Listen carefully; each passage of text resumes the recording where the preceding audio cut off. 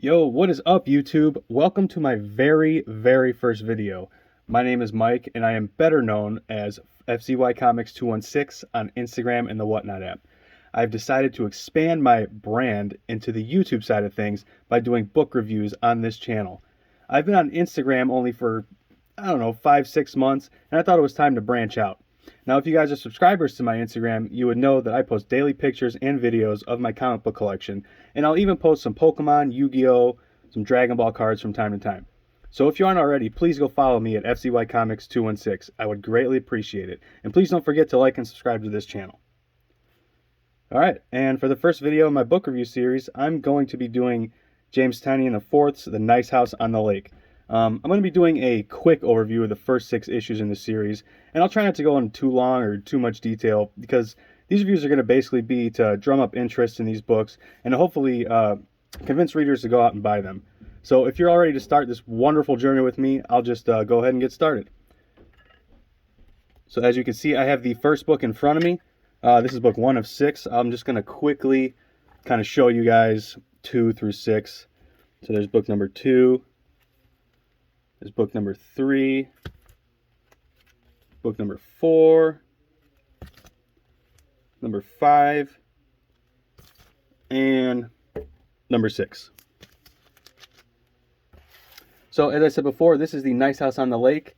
It is written by James Tynion IV and Alvaro Martinez Bueno. He's the artist for this series.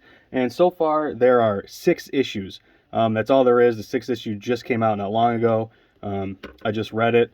And that's all there is. There's going to be a lot more, according to Tynion. Tynion, I don't exactly know how to say his name. Sorry, guys, if I'm saying it wrong. Please let me know if I am saying it wrong, because I want to say it right. So call me out on that. I will not care at all. So about this series, it is released under the DC Comics Black Label, and it's more of an indie title, in my opinion, than it is a traditional DC title. I really like what DC is doing with their Black Label as opposed to the regular titles. The stories have all been pretty good. And they're geared for more the mature reader, which, you know, I like that a lot because it kind of gets into more mature topics. And you can just kind of tell it's not geared for, like, the normal kid comic book reader. Not that that's a bad thing, because the normal DC stuff is great. I love it. I also read that stuff, too. It's great. I'm just, you know, an overall DC fan. But these Black Label series have definitely been great. So like I said before, these reviews are going to be pretty quick. And I'm not going to go into too much detail, but there might be some spoilers, so I'm just going to let you guys know, spoiler alert, I might give away some things, so hopefully I don't give away too much, but I might be giving away some things, just to kind of get into what the story is about. But, so I'm going to get started. So basically the premise of this story begins with a man named Walter, and eventually we meet some of Walter's friends. We're going to meet 10 of his friends from kind of different points in his life, some from childhood, some from high school, college, you know, adult life, etc. So we find out that Walter has basically invited, you know, these 10 friends to a getaway at a lake house, a nice house on the lake. And these friends, most of them, we find out they know each other. Some of them know each other well. Some of them have just met a few times. Some of them kind of just drifted apart, you know, as life goes on. But for the most part, they all know each other. And so it's not like they're going with complete strangers. They all kind of know who they are. So when these characters start arriving at the lake house, as when we as the readers kind of begin to notice something isn't exactly right, and we soon find out that the rest of the world, apart from this group of friends and this lake house, is basically burning, and humanity is presumably going extinct. And it's a huge plot twist because these characters kind of think they're just going on this vacation. It was kind of weird that they were invited, but whatever, they figure, you know, we can use a vacation. And all of a sudden, they're seeing all over the news that the world is burning, people are dying, but they're fine. They can't get a hold of people. They're just seeing on the news that basically the world is ending. And before I go any further, I kind of want to talk about the timeline. So in the beginning pages of each book, for the most part, we kind of see one specific character in what looks like a kind of a post-apocalypse Mad Max type of setting for the first page or two. And then the book kind of goes back into its normal, you know, setting, its normal art, and its normal stories, focusing mainly on the before-mentioned character of the book. You can kind of see on book one of these kind of logos is lit up. So that's like one character. Each character has their own logo, and each book, for the most part, goes into that character. So that's what I mean by that.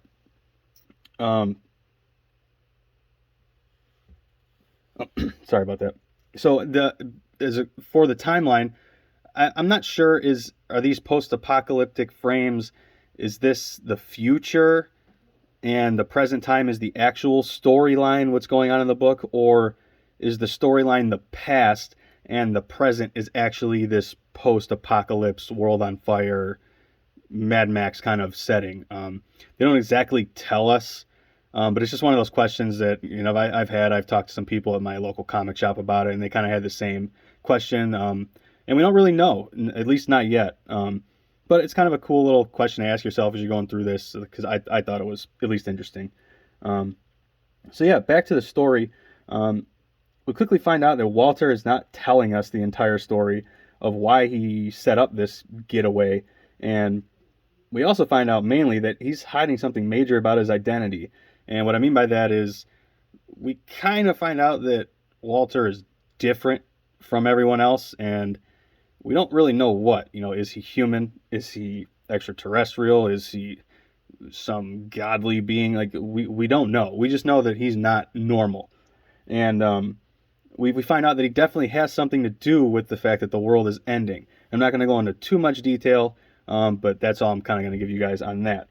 So as the story goes on, we get to look into each character staying at the lake house, as well as learn about how each of these friends are surviving, thinking that they're the last remaining living beings on Earth. Basically, they think everyone's dead. So we kind of go into, obviously people are freaking out. They want out. They're doing some very drastic things. How are they getting food? How are they going to get food? Some people are going crazy, basically, because, imagine if your entire world and all your family you presume was dead. I would go pretty crazy too. So, as for the story, I'm not going to go much farther than that. Pretty much left you with kind of the main premise of the start of the story. Like I said, I want you guys to just kind of get a little taste of what this book is, and maybe if you haven't read it, go out and buy it. So I don't want to give you guys too much because I want you guys to read it. These are the main reasons I'm doing these. I want to show people new books that they haven't read, or if they have read them, just maybe start a little chat forum in the comments about, different things and what they think is happening, and if they think I'm wrong about something or this and that. I like having conversations about these books because most of the time it's just me reading them, and I don't really have many people to talk to them about. So I won't go into too much more about that. So basically, like I said, we find out friends are at the lake house. Walter is not who he seems. The world is ending, and we're not too sure about the timeline yet. But these people, for some reason, are the only ones alive. So that's it. Like I said, there's 6 issues. I just read the 6th issue, and sadly, we're gonna have to wait about 5 months for any more issues, as Tynion the Fourth he's taken the series in basically a small hiatus as he finishes his contract with DC. So if you guys don't know, Tynion is leaving DC Comics at the end of the year, basically. I think he's doing some stuff until maybe February. But he's leaving to focus on more creator-owned comics at Substack. But don't worry, he said he's still going to be writing his creator-owned titles that he's already doing, and that his Substack deal won't affect that. So it's not going to affect Nice House on the Lake. It's not going to affect any creator-owned things that he's writing as of right now. But Batman, he's done with Batman. He's going to be done with Batman, which to me is sad because his Batman run is awesome. I really love his Batman stuff. His writing's awesome. If you guys know his work, his writing is just, I think, some of the best. He's one of the better comic book writers in my opinion. So as for the actual book, the writing style it's very Tynion-esque. He has a certain writing style, and to me, it's a great writing style. I love his writing style. It's wordy. It can get wordy, but there's a lot of substance to it, to his writing, and there's different things about his writing. Like in this actual book here, let me see if it's in this book here. There's actually sort of a transcript type of writing to some of his things. Like here you can see some of the art. Art's very good. It's definitely more realistic than some other art that I've seen. But there's a lot of this. Here's an email, and you're going to see a lot of this. You're going to see a lot of what looks like text messages back and forth, a lot of emails, and some like this. It takes up a whole page, but it actually tells a lot about the story, and I like that because it's just something different, and I think it adds to the actual story, and it doesn't really take away from it, and it doesn't make you lose interest or anything because there's no, you know, pictures or, you know, your normal comic book style writing to go with it. I like it a lot. So yeah, I kind of showed you guys a little bit of art there. I don't want to show too much. I don't want to give too much away, but the covers are awesome. I love the covers. Like I said, here's a couple more covers. Here's book 2. You know, the covers really don't give like anything away. I thought that they were gonna have like a lot to do with the story. They kind of do, but they really don't. You're not gonna like get too much from the covers. There are variant covers. I do have some of the variant covers. I don't have them in front of me right now. They're packed away in a long box somewhere. If you guys collect like I do, you know how that can be. I don't know where half my stuff's at. I try to catalog as much as possible, but that just becomes a chore after a while. So I have the 1 through 6, and I actually just, you know, read them again. I just read number 6, and I went back and read 1 through 5 to kind of brush up to give you guys this this little synopsis of the series so far. So yeah, in closing, I'd have to say the Nice House on the Lake, it's definitely one of my favorite series in print right now.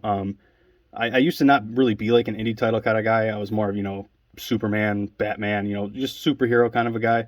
But one of the workers at my local comic shop, she's, you know, been kind of getting me more towards the indie titles, and she knows that I love DC, and she was like, you know what, you're gonna love this, you know, just try it. And I tried it, and it's awesome. So even if you're not like an indie guy like I wasn't, you're gonna like it. If you love a good story, you're gonna love it. And like it did to me, it made me branch out into more indie titles that I would have not really read before, which is good for me because, I mean, sometimes superhero stuff gets old. Like, it could be great, but you can only read so much Batman, or at least me, before I kind of get tired of it and have to take a break.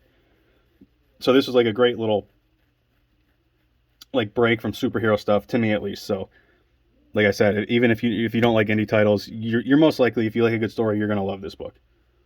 It really hooked me. From like the time I finished the first book, I could already tell that I was gonna like it, and I really can't wait to see where the story goes. And it just sucks we're gonna have to wait a while for more books, but I think it's coming out in March. Don't quote me on that, but I'm pretty sure around March is when we're gonna get the book 7 and you know, going forward from there. But I think there is a collection of books 1 through 6 coming out around the same time. Like I said, don't quote me on this. I don't know any dates. I probably should have done more research, but I just kind of did this video on a little whim. You know, I decided to do something. I was bored. But yeah, I'm pretty sure March-ish is when the next stuff is going to be coming out. And yeah, so I hope you guys like this. Once again, this is my first YouTube video ever, literally ever. And I plan on doing more, you know, at least once a week, you know, hopefully, depending on my schedule with, you know, work and, you know, just life and things like that. But hopefully once a week. So, yeah, once again, please drop a like and a follow, or a subscribe. I guess this is YouTube. I'm used to Instagram. So drop a like and subscribe. And also follow me on Instagram at FCYComics216, and the same on the Whatnot app. If you guys are on Whatnot, please give me a follow. I'm trying to become a live seller. I want to sell some of my comics. I want to sell, like I said, some Pokemon. I have a lot of Yu-Gi-Oh! I have Digimon. I have Dragon Ball stuff, but mostly comics, some sports stuff too. But yeah, I just, you know, I want to sell some of my stuff. I want to get some new stuff, and I want to share some of my books with, you know, with the world, you know. That's what this is all about. You know, it's about stories and sharing those stories with other people. And, you know, I would rather have someone else read a book than have me sit on it for a year and not look at it. So I want to become a live seller. I'm trying to, you know, get my social media presence up so I can do that. So, you know, dropping, you know, a like and subscribe and a follow on Instagram. Once again, FCYComics216. Now, here's my little logo. I drew this myself, if you guys can't tell. But I thought it was pretty cool. I was just bored one day and drew it. And I was like, hey, I'm going to make stickers out of these and actually give these to people when they buy books of mine. So it's just a cool little fun little sticker. But that's my logo, FCYComics216. Once again, that's Instagram and the Whatnot app. So thank you guys so much for watching. You know, I appreciate it more, you know. You know, comics are their passion of mine.